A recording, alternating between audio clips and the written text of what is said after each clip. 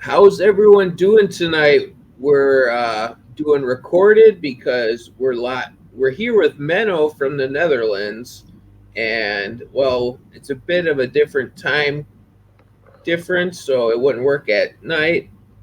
So Menno, when did your reptile adventure begin? My reptile adventure goes back a long way. At the moment, I'm 46 years old already, so the years are ticking. But I started keeping my first reptile in when I was 10 years old. I was still in primary school, and I first got a tokay, a gecko, and yeah, when I was 10 years old, and that's where it started. And it didn't took very long for me to spread my wings and try other reptiles. I ended up keeping some boas, some sansias. But snakes mostly didn't last long with me, like a few years, and it was for me at that time. I was still living with my parents. It was difficult to get enough live mice and rats. I had to breed them also at my parents' house, and that my parents didn't really like the rats and mice that I needed to keep to breed all the babies. So uh, the snake adventure didn't last very long, and back then I had like one guy here in my hometown that also kept reptiles, and he was a real skink guy. He really liked skinks, especially Tiliqua. He even had that was a really nice skink that amazed me a lot when I saw it for the first time. It was the Diplodocus monotropus. I think you know the species, the galley wasp. Yep.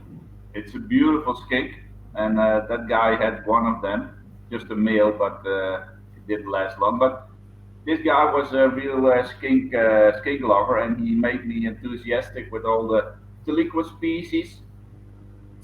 And yeah, I think it was somewhere around 95, 96, so almost 30 years ago, that I started keeping my first Hemisphereodon gerardi, the snail skink, and that was my first Australian skink species that I kept. And from there, I started searching, and there was a little literature about skinks.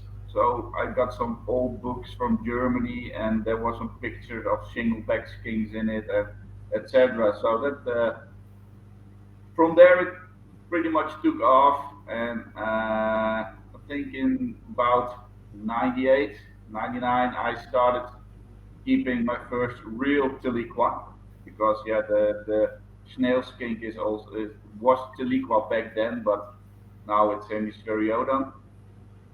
So somewhere in 98, 99, I started keeping Nigroludia and Occipitalis, and those were pretty hard to find, of course. Only a few bred them at that time, and yeah, it was a big adventure just to get to know people who were keeping these skinks.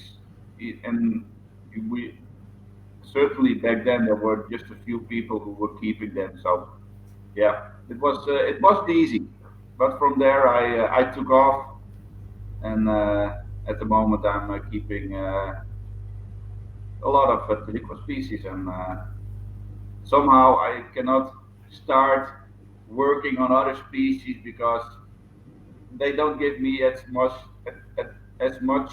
satisfaction as the Tiliquas do.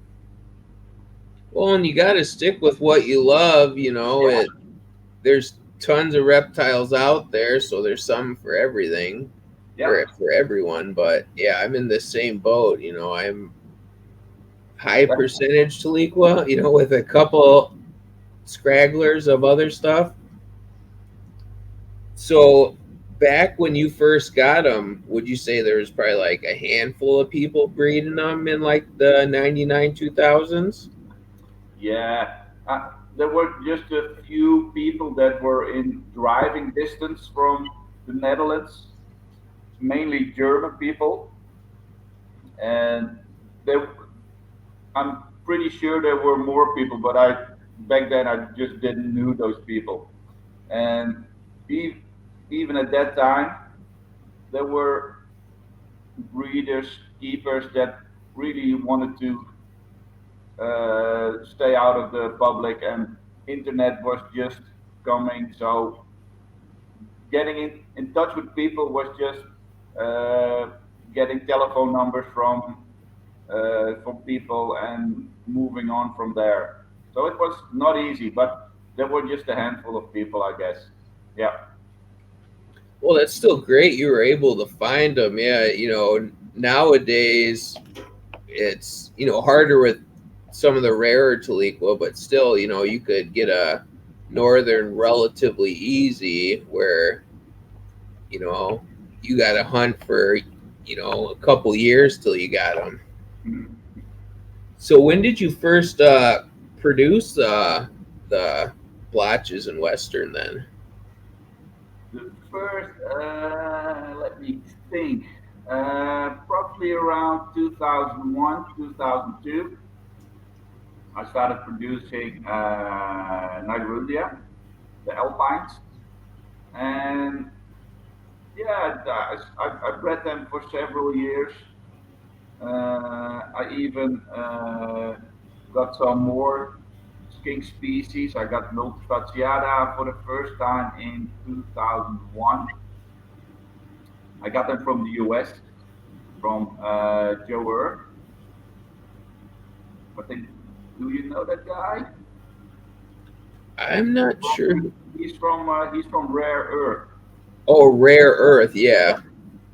I, yeah, I always call him Joe Earth, but I don't even know his last name. But he was fortunate to get some multifasciata babies in 2001.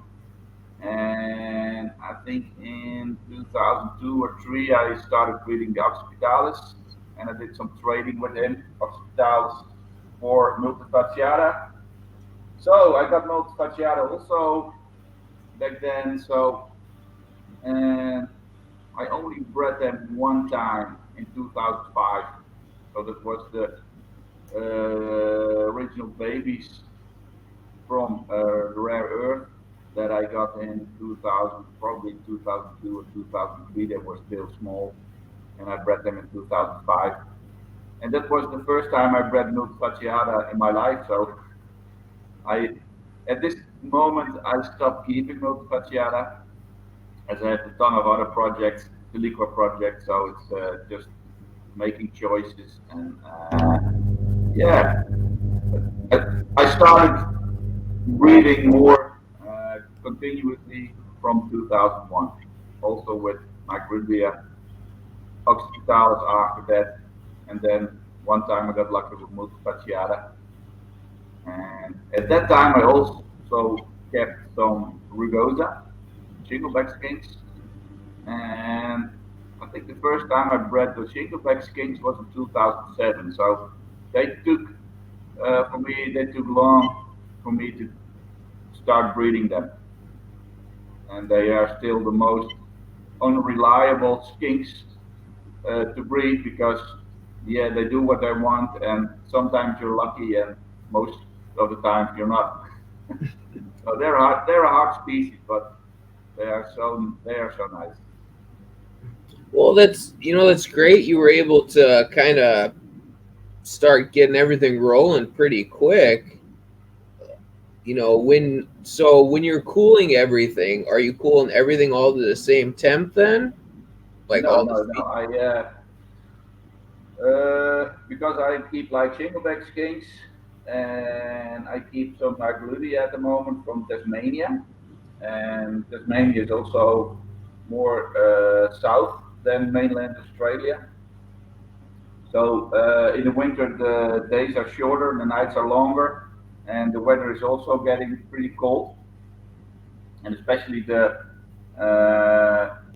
time for brumation for the Tasmanians is of course far longer than a bit longer than the mainland species. I think you can compare them a little bit better with the alpines. They need a few more weeks, and temperature wise, I don't. I'll keep them in the same room. And why is that? Because I'm pretty sure the temperatures might be at certain places on Tasmania, or for instance in the Blue Mountains where the alpines live. Night temperatures can be really cold, but when a skink has dug himself into the ground, maybe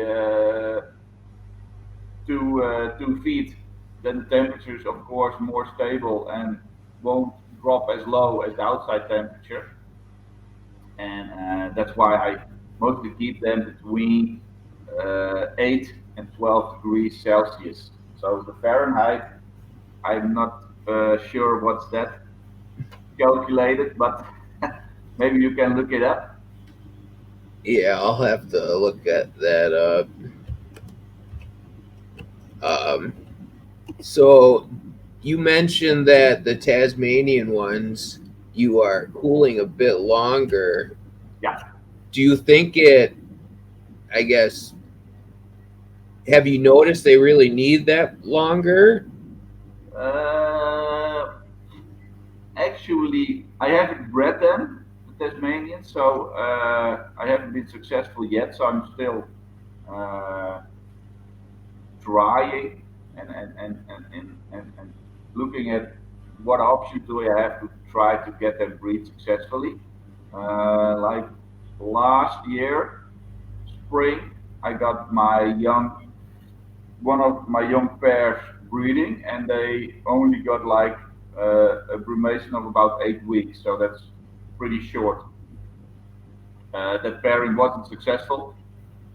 Could have been because they were still young, but I'm not sure because when skinks Tiliqua, when they reach a certain size, then age isn't so important anymore to become breedable. So I think it's more, yeah, my brumation wasn't long enough, and this year I gave them, I think about 11 to 12 weeks, so that's a little bit longer. So let's hope if I did the right thing, and I saw far more action from the males this spring. So that's completely different from last year. Much more interest from the males. So it's for me, it's also exciting what will happen this year. And if I really, yeah, got it figured out this time, and I'll breed them successfully. So big hopes. That's exciting. They're still young, so it gives you, hopefully you get them this year. The longer brumation did it, but it still gives you multiple opportunities being young. Yeah, for sure. Um, Yeah, I'll be able to breed them for many years, or let's say breeding attempts for many years, and hopefully I will become successful one time. do you do them any colder at all? No, no, actually not. I also keep them in the same cold room that I have for my skinks during brumation, and all my skinks are in the same room. So the occipitalis, rugosas, Nigludia, they're all in the same room. But the only difference is how long do they stay in that same room. And that room is very, it's not like a wine cellar or something that's climate controlled. It's just a room uh, where I have no heating, of course. I try to keep it as cold as possible by just opening the window, and the outside temperatures, I rely on them to cool the room down. So it's what nature gives me, That's what I need to take to cool my skinks down. So it's the temperatures are not really stable. That they go down at night, up at day, and sometimes a little bit too high. It maybe gets 14, 15 degrees Celsius during the day, and that's where most species become active. They start crawling around, running around in their hibernation boxes, and that's not very. Uh, it's okay for them to do that as long as you don't have too many days uh, after each other where they are able to walk around with no food, of course. So a few days every week or every 2 weeks where they can roam around a little bit, that doesn't matter at all because in nature, temperatures sometimes also get hotter during the day in winter. And Tiliqua just get out, they bask in the sunshine, and they go under the bush again when the temperature goes colder at night again. So it's more gradually that the temperatures go up and down. So, and I have good results with that so far with the other species. Yeah, Well, and that makes sense in a way. You're kind of mimicking nature the best way you can. And I looked it up for people wondering the conversions like 46 Fahrenheit to 54 Fahrenheit. okay. Um, so then when you're warming them up, um, it seems like slower is kind of the way to go on some of those. Do Does each one get warmed up about the same, or do you got a different plan based on each one? I do actually keep my Tasmanians in a different room, and also because I adapt the light period every day for my skinks. Same as we see outside every day here in the Netherlands, the light period goes up in towards summer for a few minutes a day. That's that's pretty much the same that I do with the skinks. And because most of my skinks come from mainland Australia, I give them about 14 and a half hour of light during summer. And for the Tasmanians, because they're more south, I give them 15 and a half hours light each day, of maybe even 16. And also in winter, the nights, of course, for the Tasmanians are shorter than the species I keep from mainland Australia. So that's why I keep them in separate rooms to mimic their natural light gradient more better. So yeah, I hope it works. It's something that I try to mimic their natural circumstances as much as possible with that. Yeah, Well, and I think that's a great way to do it. It's You're trying to get a happy medium. You can't offer the outside world to everything, but you're trying to give them everything they need. Daylight cycles. yeah. It seems uh, most people do like 12-12 during the summer, where I do a little longer. Do you manually adjust everything? Is it all like via app through No, controllers? it's all manually. I every week I adjust the light period for the upcoming week. And I know there are some some electric clocks that you can buy that where you can set like the area that you prefer, and then it will adapt to the actual sunrise and sundown uh, in that area. But no, it works fine this way. So it's yes, I do it just manually, and it's just like a few minutes a day, 2 minutes each day. So it's yeah, it's labor more labor active, but oh well. Well, and if you were to upgrade everything, I'm sure it'd get pretty expensive once you add it all up too. Probably, yeah, yeah. But maybe in the future, maybe in the future, I'll do something more uh, less labor active, and I choose for an app or something or that way. How do you it by how do you do it, by the way? So I have all mine on it's Treat Light Dimmers. It's the brand, and they're all controlled by an app. So I just go in and you can set the time. You can even do like a little bit of a sun up and sun down. So the to get the right temperature for the lights, it's like 35% power. So it starts at 18% and it slowly goes up to 35%, and then at night it does the opposite. Uh, from like the 35% down to zero. Okay. And And so then you are probably using halogen lights. yep. Okay.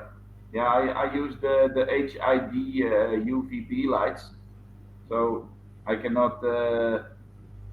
They need full throttle to burn, so I cannot gradually decline them or raising their wattage uh, the same that you do. But what you are doing, yeah, it sounds really good. Yeah, even more natural. Yeah.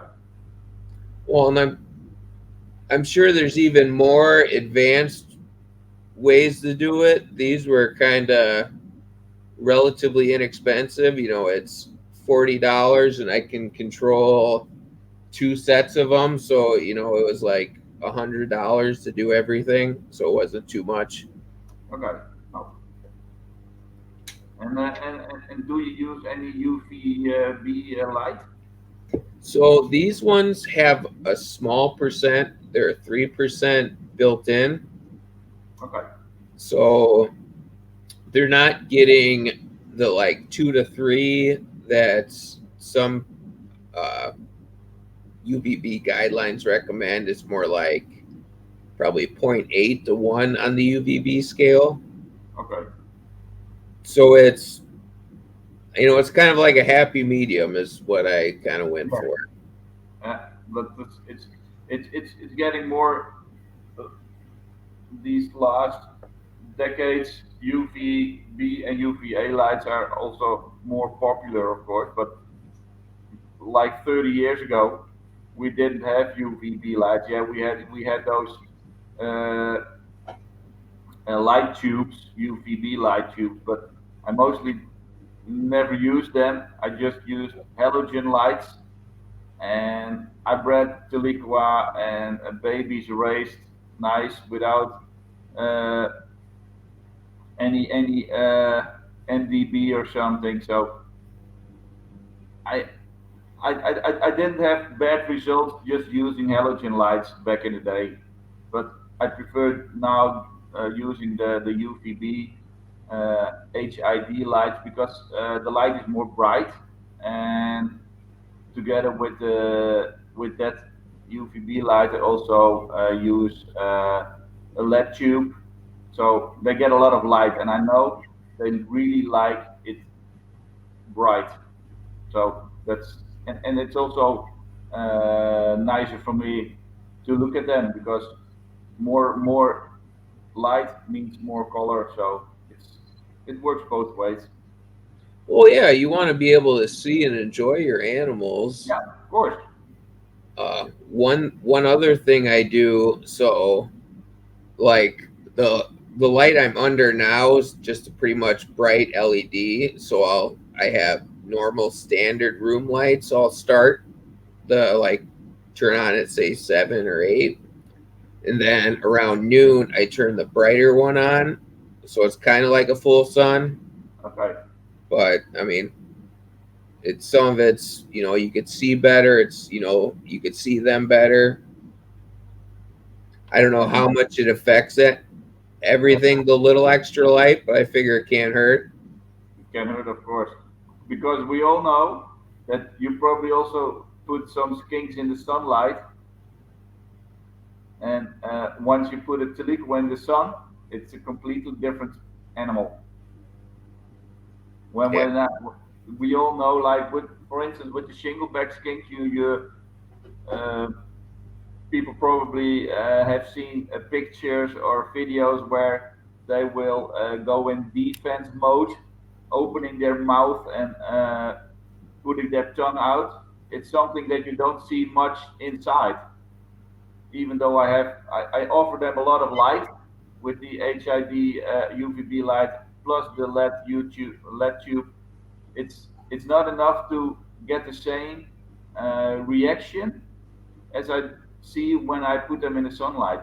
It's like they go into this other mode, and they are different animals. They go like they open their mouth and they show their tongue, which they never do inside. So it's funny to see how the sun, uh, yeah, uh, di- lets them show that different behavior from compared to inside. So the best way for me to keep shingleback skinks and the other species just to keep them outside. But unfortunately, I'm not in the best country with the best weather to do so. But if I would be living somewhere in Spain or something or Italy, man, I would have a lot of skinks outside, just in big pits, and offer them a lot of sunlight because they really thrive on that.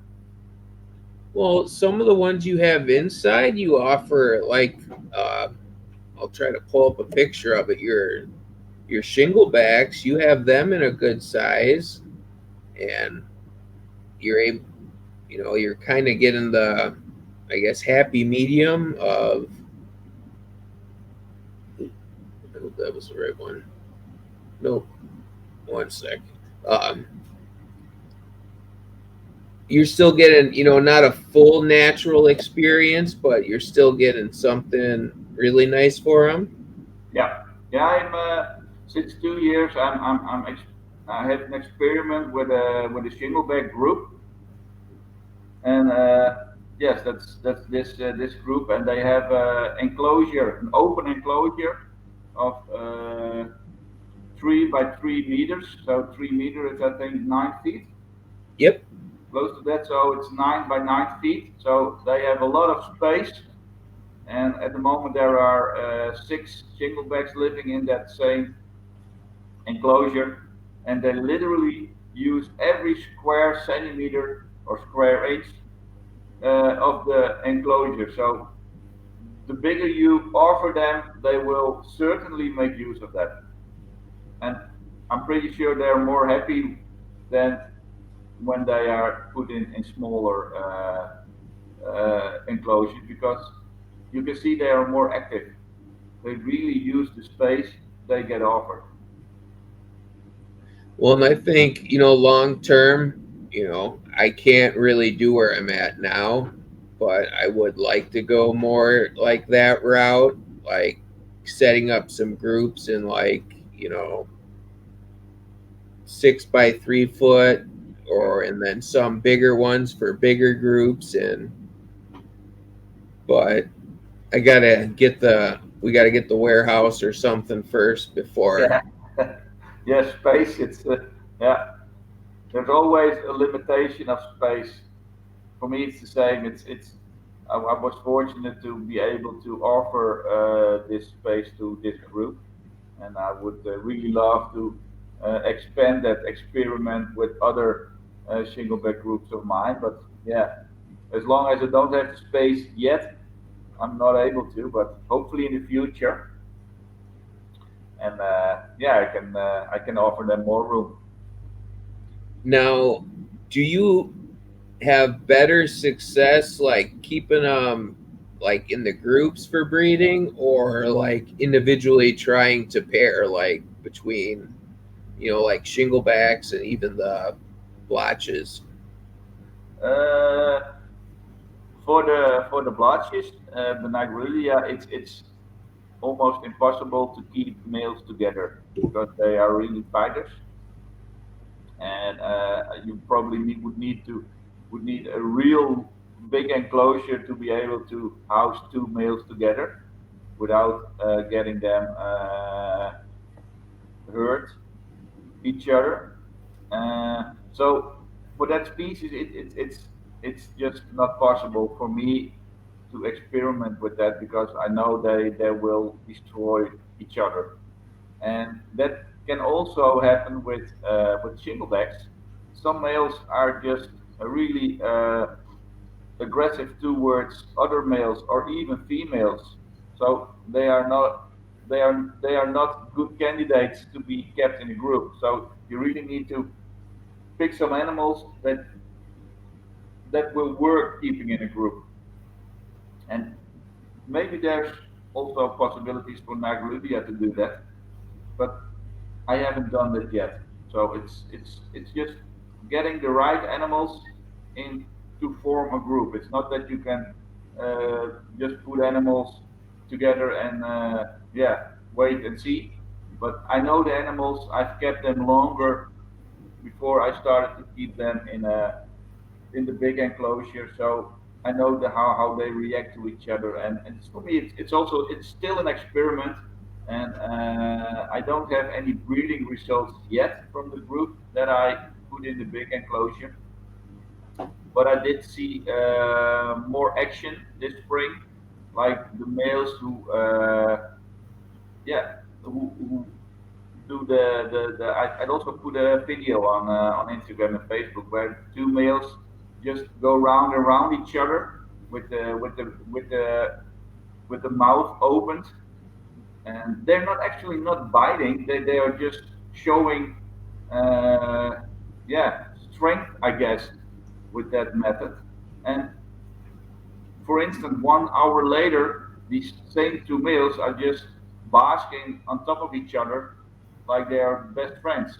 And the next day they're fighting again. And so it's funny to see that there is a lot of social action. Does it seem with them that it maybe help the breeding vigor go up? I hope.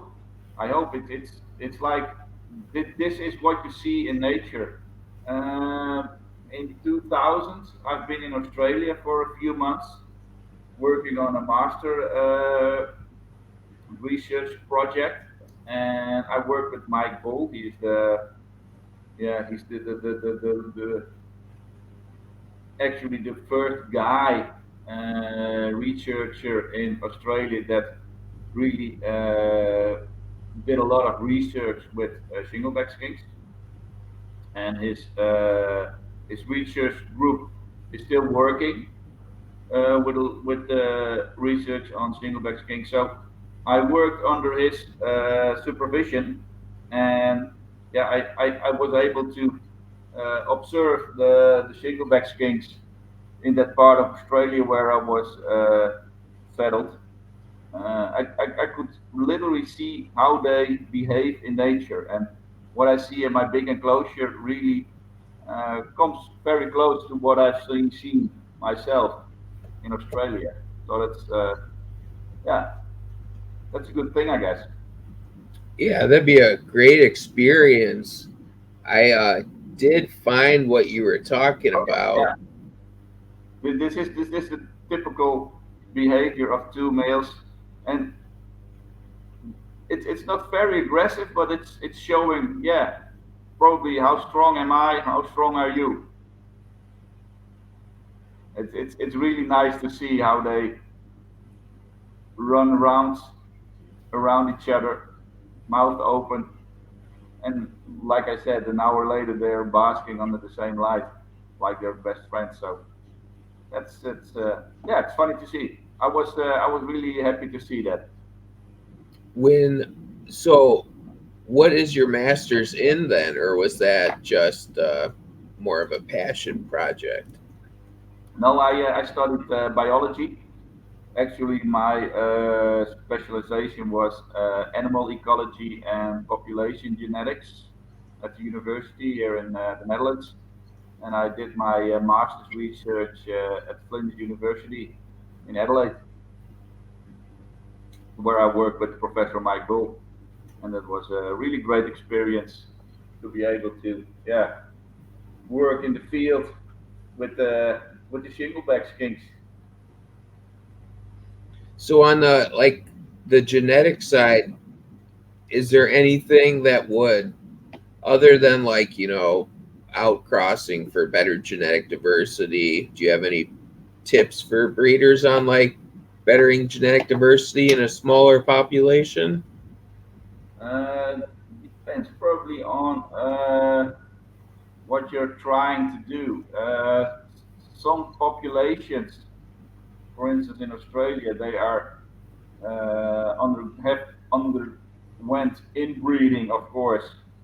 If you look at small populations like the Rottnest Island skink, that's a skink that seems to be there's a healthy population, but it's a small island, so there's a lot of inbreeding has been in the past, but the population is healthy, and that will also count for a lot of other localities on the mainland of Australia.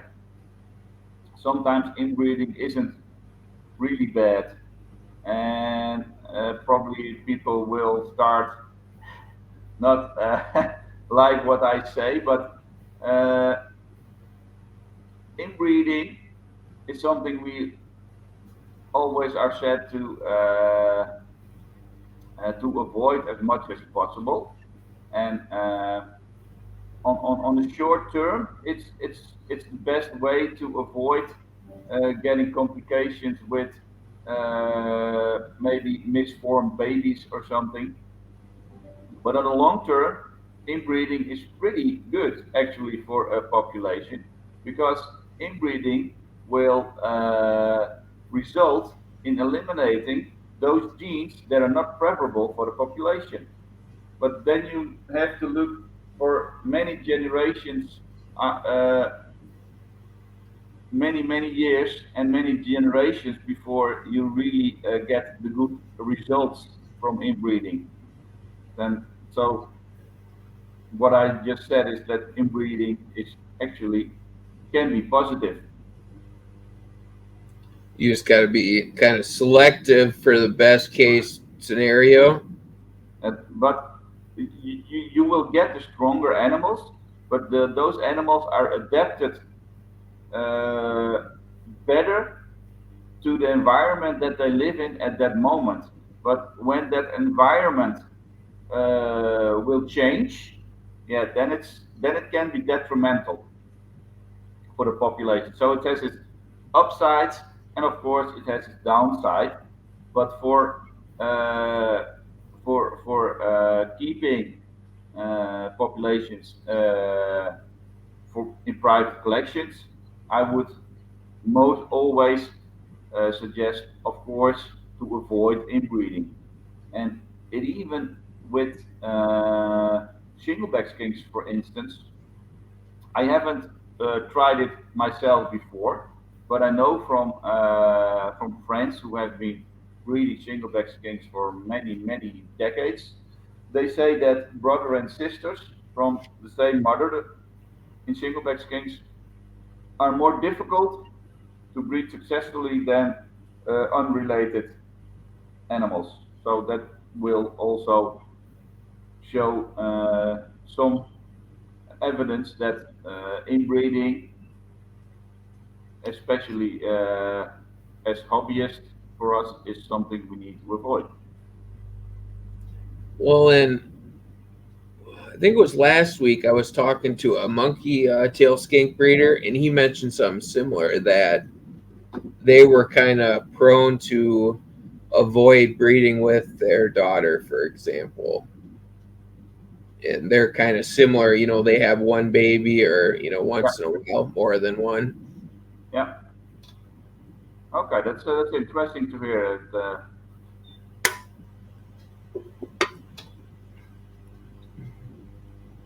When now you mentioned earlier you bred centralians. You don't keep those anymore?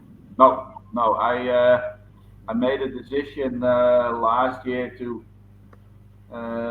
stop keeping multifasciata. Uh, and it's actually a difficult species, not only to breed, but uh, back when I was keeping Centralians, I was one of few that were keeping them, and for me it was uh, hard. There was no literature. I didn't know anybody who could tell me this is the way you need to brumate them. This is how they breed. So I had to find it out myself, and that has resulted in uh, a freezer full of dead multifasciatas along the years. Because when about 20-25 years ago, when I first started breeding Tiliqua, I was just offering them brumation, of course, keeping the temperatures between 8, 12 slash 14 degrees Celsius. But what I did wrong with multifasciata is that I gave them the same brumation schedule as the other Tiliquas. And if you look at the distribution of multifasciatas, you can see that they're more desert species, so they're more in central Australia and going even into North Australia. But especially desert species, they have a bigger temperature gradient between day and night. And I wasn't offering them that 20 years ago because, yeah, I was also still investigating and trying to find the best way to cool them and to get them into breeding mode this spring. So that resulted in animals that developed infections like respiratory infections short after brumation, and that I've lost several of those multifasciatas shortly after brumation because they developed those infections. And when I started to offering them a heat light during the day throughout the whole brumation period, so I got them at night maybe 8, 10 degrees Celsius, and during the day I would offer them a heat spot of about 25 degrees Celsius. And when I started to use that brumation schedule, I could see that the animals were more healthy in spring, and I didn't get any dead animals anymore. So it took me a lot of years to figure it out to get them healthy uh, through brumation. And like I said, I lost a lot of animals in the experiment, and yeah, that's very unfortunate. Plus, back in the days, like 15, 20 years ago, it was really hard to get those animals. And I bred them in 2005, and back then I lost one female, the breeder female. And I think for almost 10 years after that, I couldn't find another female because they were not around. They were not for sale. I couldn't get one, or they were so high priced, or people wouldn't sell me one. So it just wasn't there. So I've kept a lot of male multifasciatas throughout the years, and finally I got some females again, and I saw some breeding about 5 to 10 years ago when I found another female, but unfortunately I haven't had any success with them yet, and it might also be the case because most of the multifasciatas that I was able to get my hands on were probably older animals. So yeah, you don't know the history of them, and it just didn't work anymore for me. And I have a lot of other projects, and that's where I decided to move on with the multifasciata project and just call it a day and focus on the other species. Yeah, that definitely makes sense. I see why. It almost seems like you need a special room just for them to kind Yeah, of try to fine tune it, and makes it a little harder to do everything else. yeah. And there are some people around here in Europe that have been successful in the last few years. So uh, they will probably become more available in the next decade if I look at what potential these breeding groups will have for the upcoming years. Well, that that's a positive. At least there's other people taking on the projects, and then probably focusing more on what you have there. You might even get more successful with like the shinglebacks, where you can get them every year. Or would you would you guess like 50% chance you get a baby roughly on them now? On shinglebacks kings, Yeah, coin flip like. yeah, it's they are so unreliable, and it's so. But with some pairs, I will have babies every year, or mostly one or two babies every year, and with other pairs, maybe every 2 years, or they skip another extra year. They are really difficult to get them breeding successfully each year. And some females, some pairs do, but other pairs they just wait another few years. Why I don't know. Even though they get good food and they are healthy, it's unpredictable species, but that makes it for me more of a challenge. And getting a baby or two is gives so much joy because it's something that you that's really special to achieve. Even though I breed them for many years, it's every summer is very exciting for me because I only know when they get a baby when the baby is born. I don't say, yeah, this female is breastfed and I will get babies. No, just wait first till she drops babies because I have seen females. They show gravid behavior during spring and summer, and at the end of summer they just push out a big slug. As you know, the wax egg, we also call it here in Europe, and yeah, that's it. And then it's on to the next year. So you never know. You never know. It's and that makes it so rewarding when it actually works. Oh, definitely. And being you get basically one baby, one shot. That makes it even harder. Yeah. Some of the ones you have phenomenal color. Have you done much, like, we'll call it, working on line breeding them at all throughout the years? That's actually an experiment or something that I would like to do in the next few years. I started collecting some really nice. We call them the gold fields. They are the Tiliqua rugosa from the Kalgoorlie area, and probably everybody these days knows where Kalgoorlie is because it's so famous for all the gold that is collected over there in Australia. And yeah, I was fortunate enough to be able to get some real nice animals in my collection.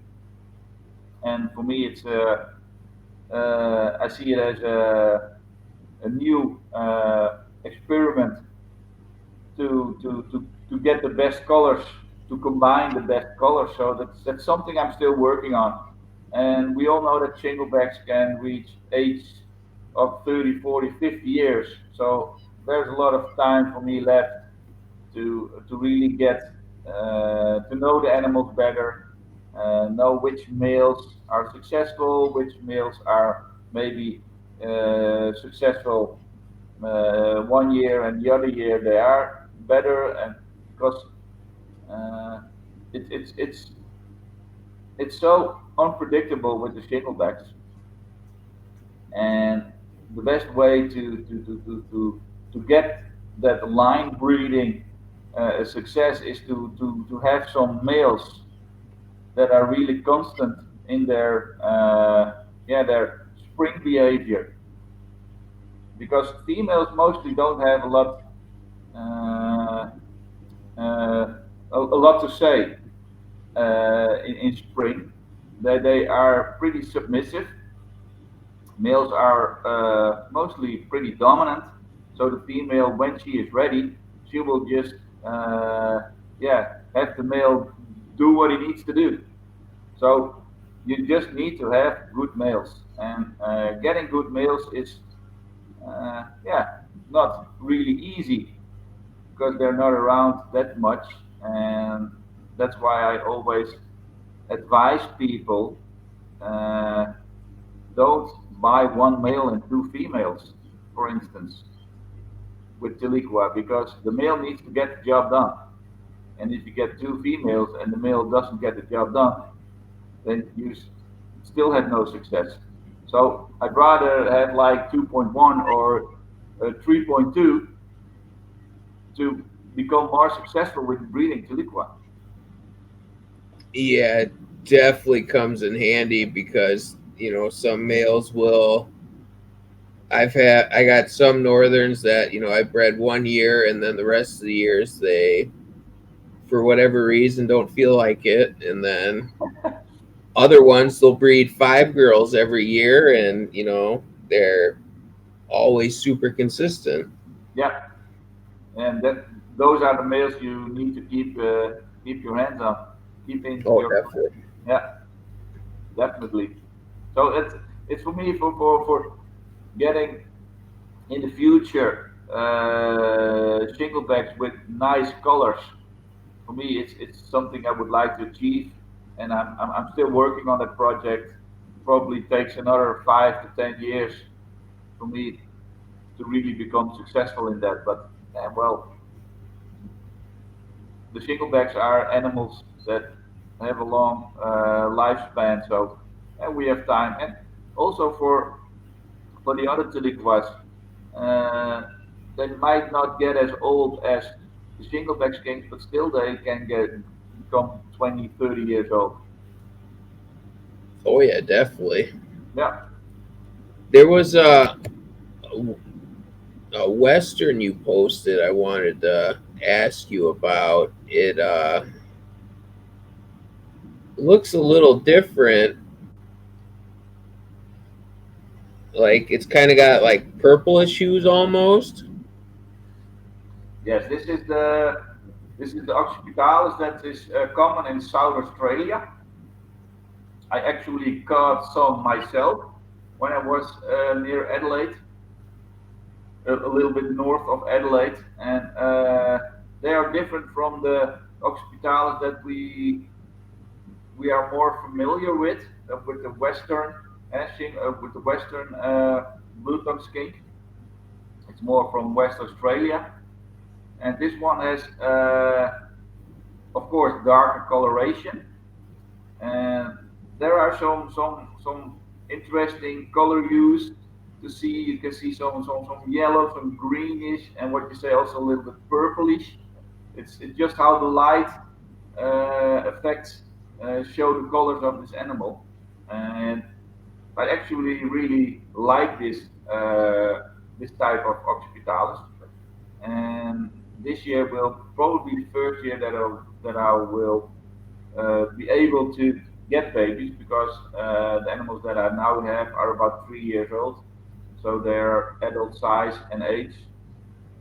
So yeah, hopefully I've seen a lot of breeding this spring, so the females are pretty much basking all day, have a very good appetite. So for now it looks good, and let's see what happens in a few months from now. That's the hard part. You know, it's Waiting, the yeah. waiting is the hard part. Yeah,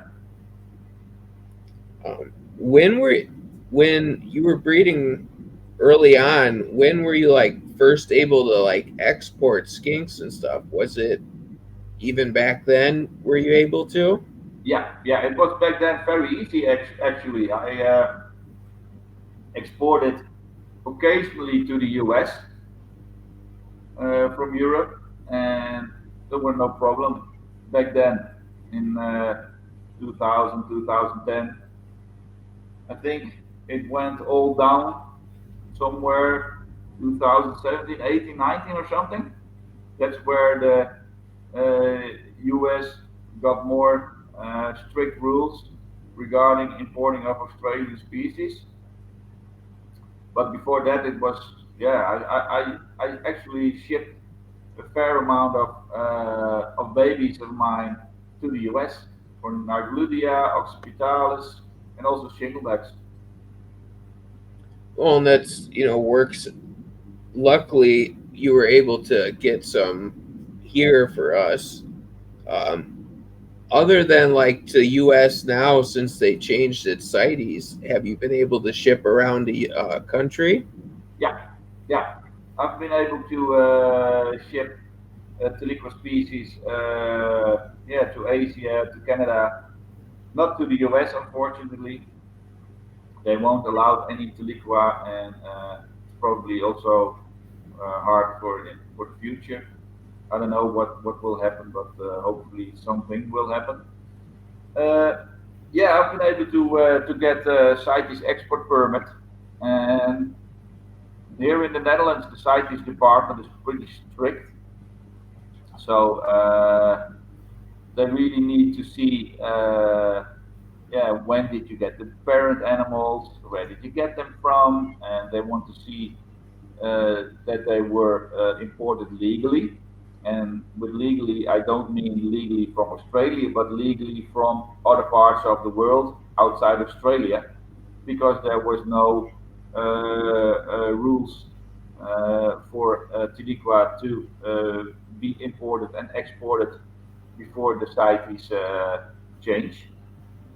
So I imported, of course, um, from, yeah, say 15, 20 years ago. I started importing once in a while some Tiliquas from other parts of the world, and those papers I still have. So back then, I they were legally imported into the Netherlands, and I can show those papers, and with those papers, I can convince the science department that I breed them, and they believe me, and they see what I breed. They've been to my house already and checked my animals. So yeah, it's it's it's Well, not easy, but it's possible.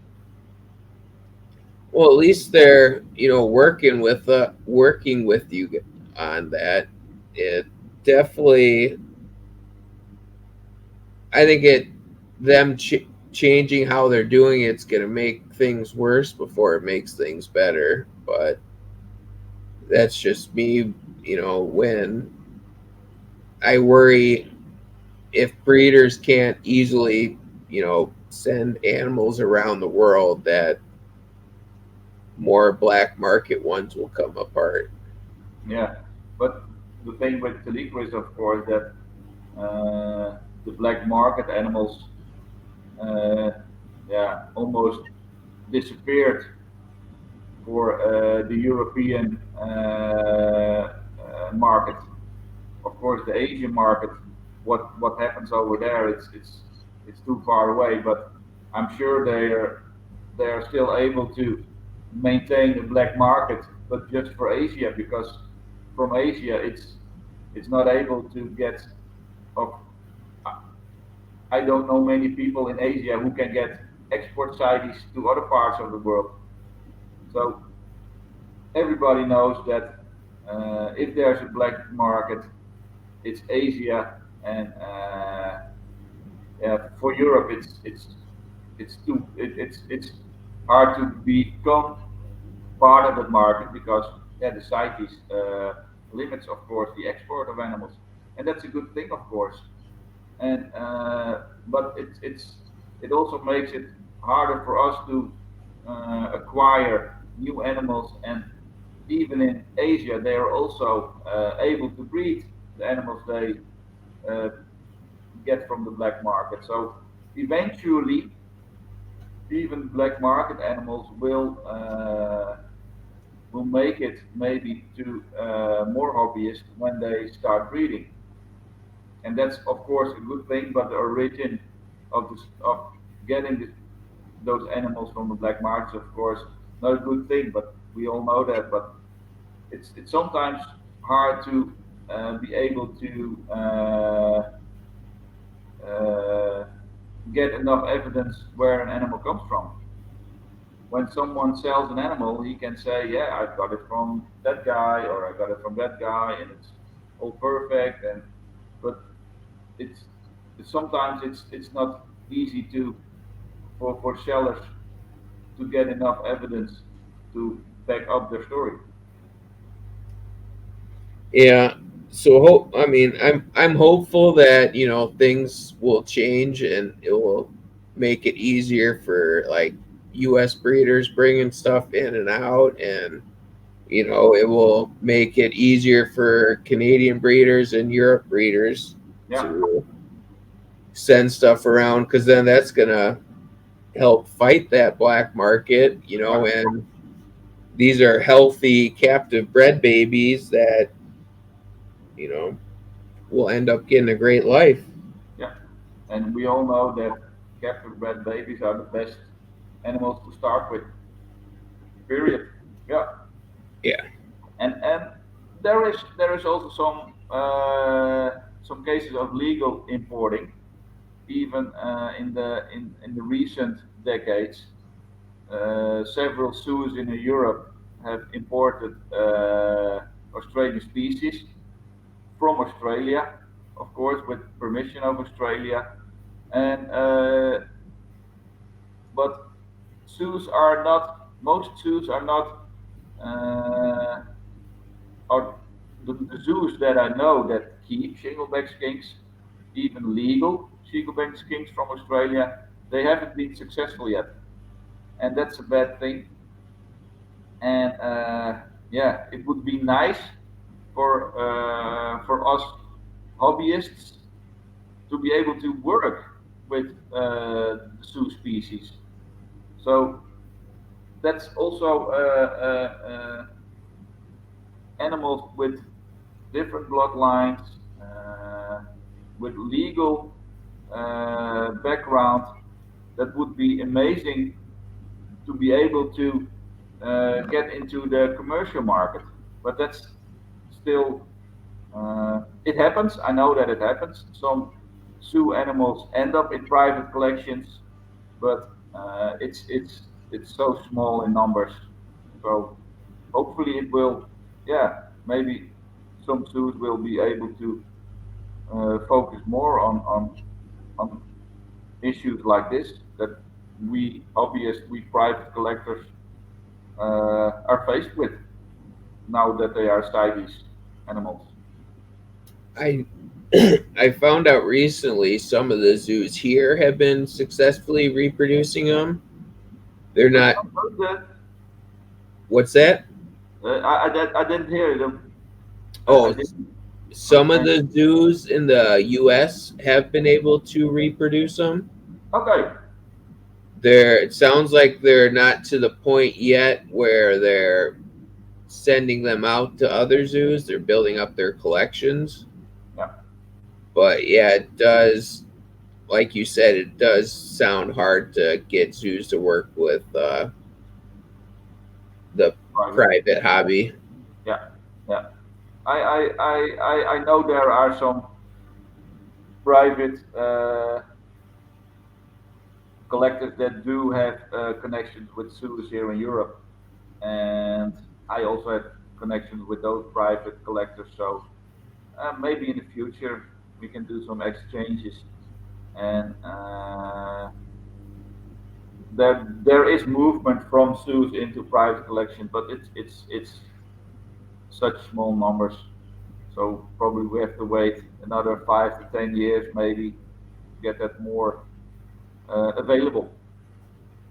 I Um, also, and it also works from the zoo, the side from the zoo to the private keeper, but also from the private keeper to the zoos. I have sold several animals in the past to zoos, so we can also provide zoos with animals. So it goes both ways. So it should go both ways to become more successful for everybody, of course. well, and a lot of the species, like well, you, for example, you spent years working with already, that zoos working with people like us, they would benefit from that useful information themselves to be more successful. Oh, for sure. Yeah, for sure. I've helped out several zookeepers with information about how to group mate them, etc. And yeah, so it works both ways. So hopefully it will yeah end up getting some animals from zoos into private collections, and that would make it possible to export to the US again, maybe. Yeah, if, especially like sending zoo to zoo or stuff like that, I'm sure they could. And Yeah, so with zoo to zoo is no problem at all. No, but yeah, it's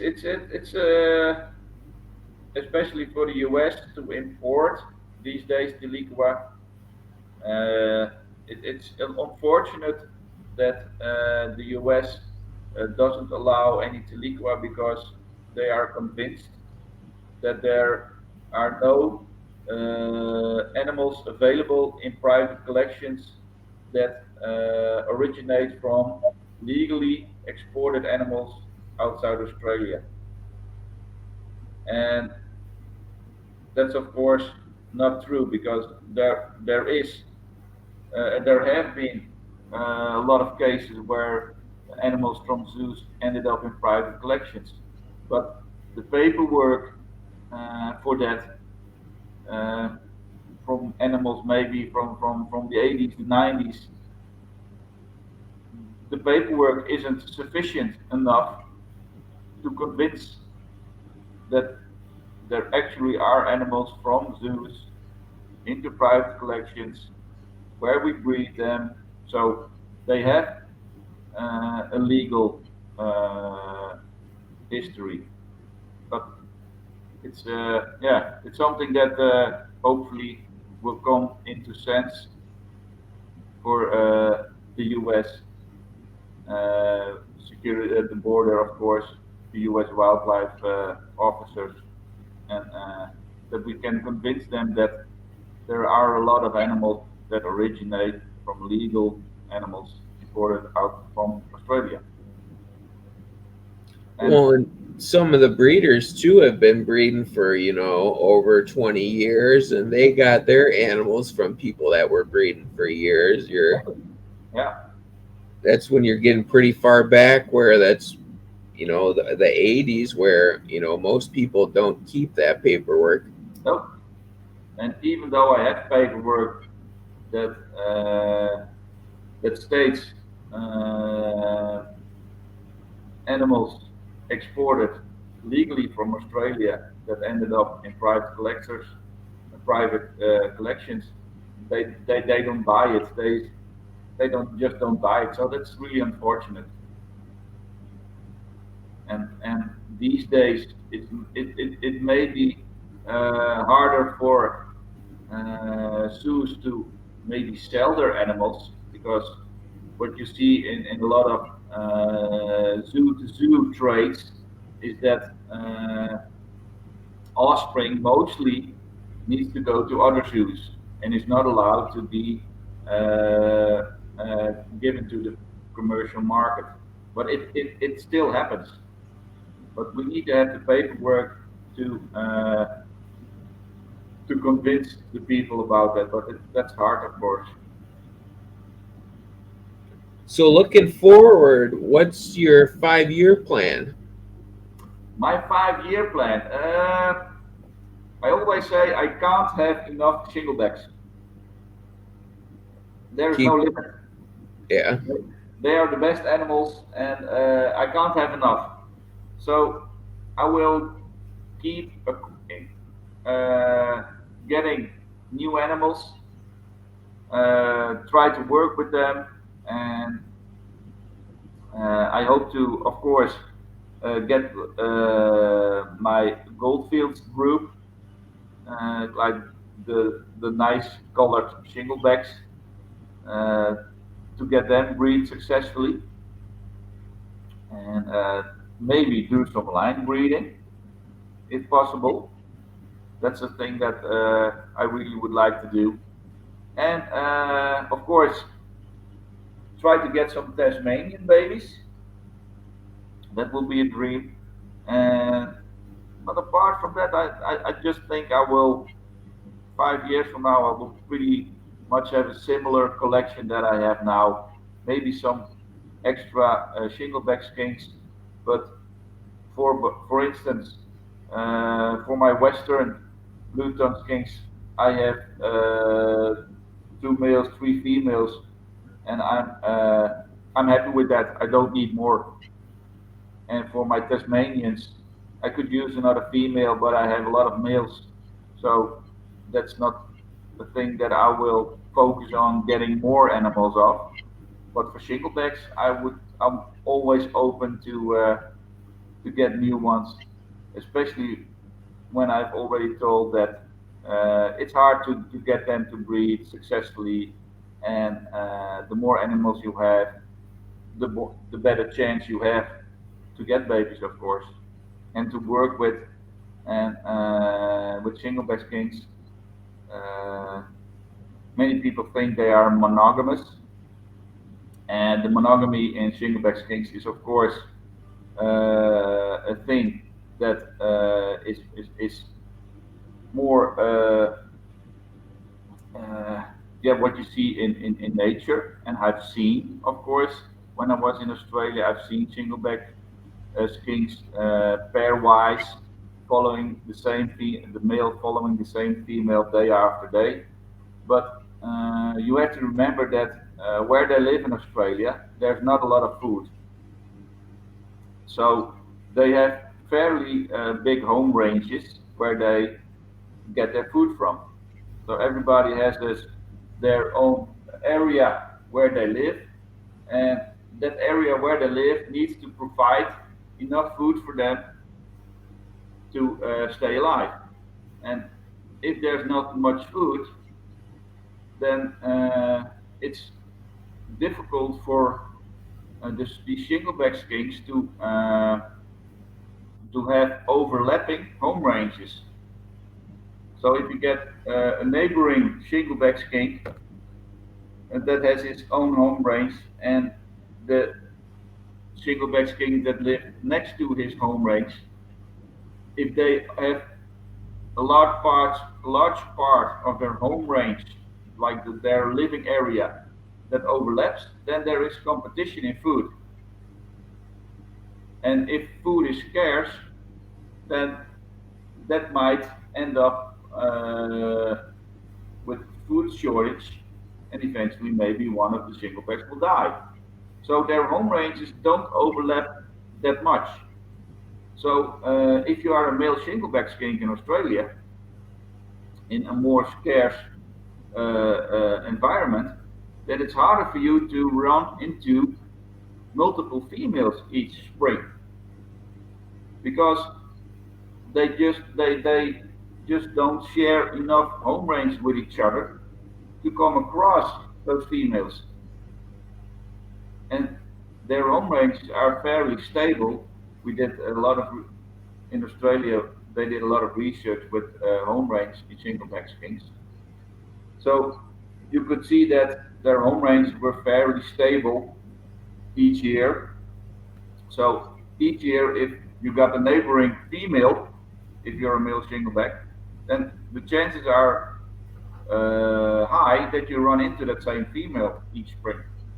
And if that works with that same female, then why would you go run around to go somewhere else uh, to live and search for other females if the place where you are is sufficient enough for you to provide enough food, plus you run into that same good female each spring.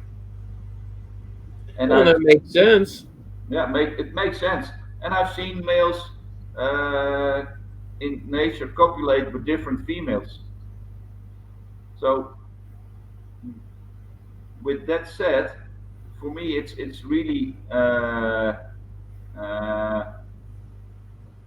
getting good breeder males for shingleback skinks is a really important thing.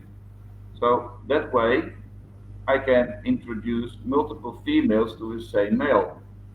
And if a good male, a good breeder male, will actually also breed different females. Same with Northerns. Yeah.